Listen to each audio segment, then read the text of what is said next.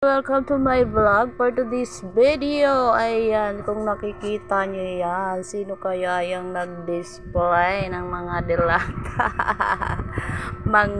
Pero kunti lang yung dilata natin, dahil sa sobrang mahal. Ayan nga yan, ang nag-display ang aking mister yan, nag-offer na siya daw ang maglagay dahil nakaharang-harang ang ating karton, nahirapan siyang dumaan.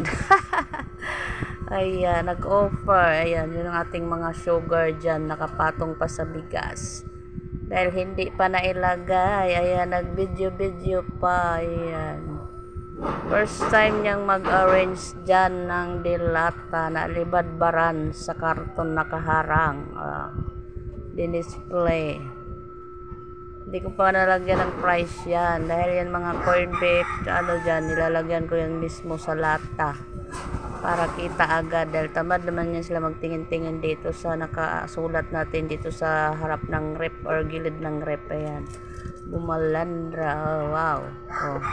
Saan ka pa naman yan? Sana laging ganyan, Nakakatulong pa. Ayan.